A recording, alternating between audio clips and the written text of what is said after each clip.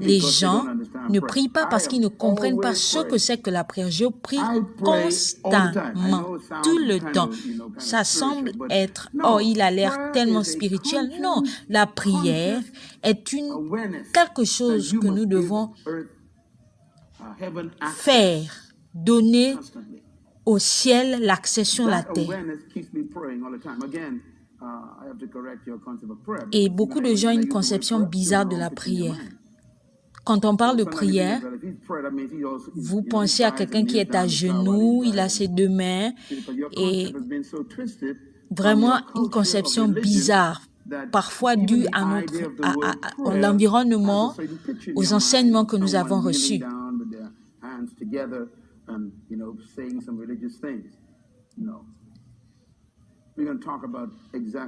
Nous allons aborder ce sujet. Qu'est-ce que la prière? Le problème avec la prière, c'est que tout le monde prie. Les musulmans prient, les bouddhistes prient, les scientologues prient, les rastafariens prient, les animistes prient, les magiciens font une sorte d'incantation, les chrétiens prient, les animistes prient. Tout le monde prie.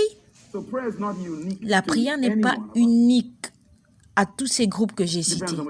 Ça dépend de votre définition de la prière. La prière n'est pas une option pour le croyant. La prière n'est pas une option pour le croyant, s'il vous plaît. S'il vous plaît. Je suis fier que vous écoutez ce message. J'aime voir des gens qui sont heureux, contents, impatients d'avoir des enseignements sur la prière. Je pense que Dieu est vraiment content ce soir. Il aime ces rencontres où on parle de la prière. Il dit que si mon peuple sur qui est invoqué mon nom s'humilie et prie, cherche ma face. On se met dans une position où Dieu est content de nous voir. La prière n'est pas une option, c'est une nécessité. La prière est l'expérience la plus commune. Mais le problème, c'est que peu de personnes vivent véritablement l'expérience de la prière. Tous les chrétiens prient, parlent de la prière, mais ne savent vraiment pas en réalité ce que c'est que la prière. Et la réunion la plus déserte, c'est la réunion de prière. Vous pouvez le remarquer dans vos différentes assemblées. On pense que la prière, la réunion de prière, c'est pour des vieux. Et on parle d'intercesseurs. Je veux vous décevoir et vous dire que le don d'intercession n'existe pas dans la Bible. Il n'y a pas de ministère d'intercession dans la Bible. À la montagne pour prier, il a prié toute la nuit. C'est intéressant. Dieu, Jésus-Christ est Dieu.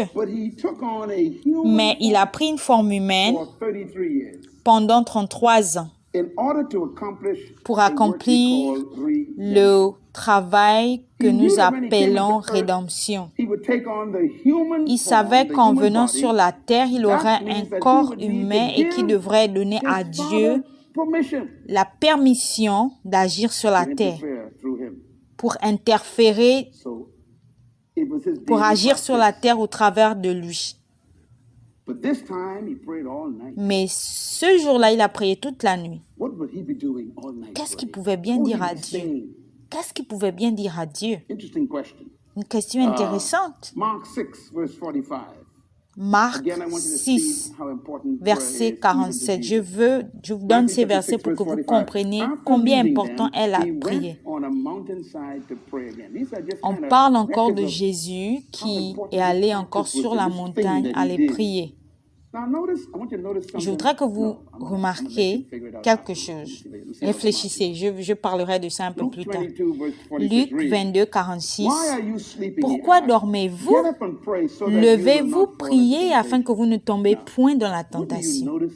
Qu'est-ce que vous remarquez à propos de ces temps de prière que Jésus avait?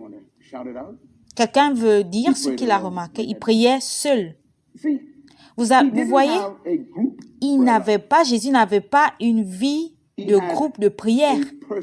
Il avait une vie de prière personnelle. La plupart d'entre vous, vous attendez la nouvelle année pour prier et après ça terminer. Vous ne priez pas quotidiennement. Vous attendez les réunions de groupe pour prier. Si vous ne développez pas une vie de prière personnelle, alors vous n'allez pas profiter des bénéfices d'une prière de groupe. Jésus priait seul. J'essaie de trouver dans le Nouveau Testament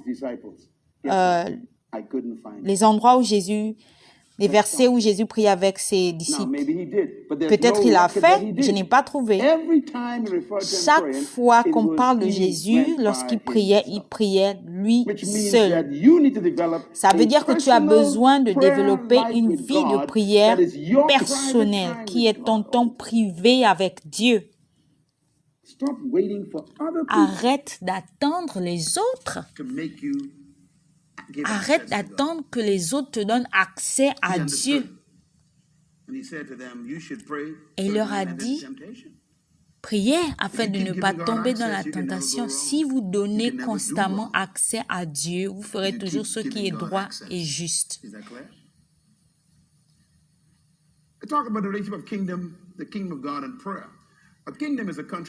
On sait qu'un royaume est un pays avec un gouvernement et un gouvernement fonctionne sur la base de lois, de constitution. La prière est ce qu'on appelle une pétition légale, une requête légale. Le mot prière en hébreu veut dire pétitionner, qui veut dire requête. La pétition n'est pas, la prière n'est pas une activité religieuse, c'est une activité légale. Tu dois pétitionner. La pétition, la requête est possible quand on parle de gouvernement et de constitution, de droit. Parce que lorsque tu fais une requête, tu demandes au gouvernement de te donner ce qui est à toi,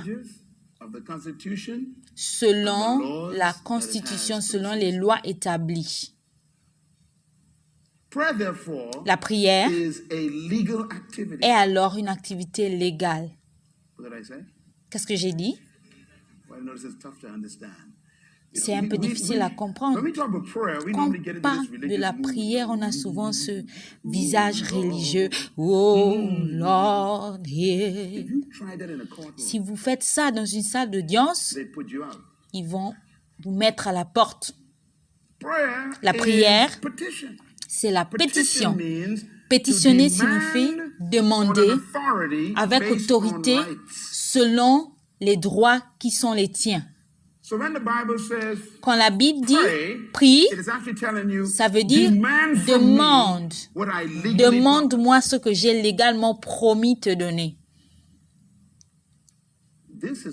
C'est pour cela la prière doit être enseignée. Pourquoi est-ce qu'on a besoin des avocats? Parce que vous ne connaissez pas souvent vos droits. Et l'avocat est supposé étudier la loi, la Constitution, et vous lui donnez de l'argent pour vous rappeler vos droits et pour vous montrer comment avoir accès à vos droits. L'avocat pétitionne pour vous. Pétitionner, ça veut dire plaider. Les avocats vous diront que c'est ce qu'ils font. Un avocat, son travail est de plaider votre cas, votre situation. Plaider votre situation, ça veut dire qu'il réunit toutes les évidences, les informations pour dire que ce que vous demandez est à vous. Vous avez le droit de l'avoir. C'est pour cela que vous n'avez pas besoin d'utiliser vos mots quand vous priez. Oh boy. C'est pour cela que les gens ne prient pas, Parce que souvent, ils n'ont pas de mots, ils n'ont plus de mots. Après 10 minutes, ils n'ont plus rien à dire. Parce qu'on a cette conception bizarre qu'il faut impressionner Dieu, il faut utiliser ces mots que Dieu lui-même ne comprendra même pas. Dieu tout-puissant, oh grand Dieu puissant. On essaie d'impressionner Dieu plus que de pouvoir toucher son cœur. Tout le matériel dont vous avez besoin pour prier est dans la Bible. Vous ne pouvez pas réclamer ce qui n'est pas dans la Bible. Pour vous dire, vous ne devez rien ajouter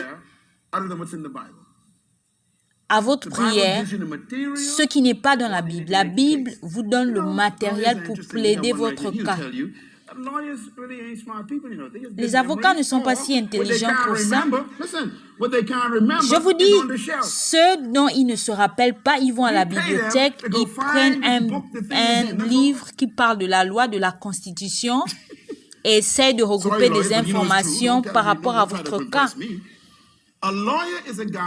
Un avocat est un gars qui est assis dans une salle pendant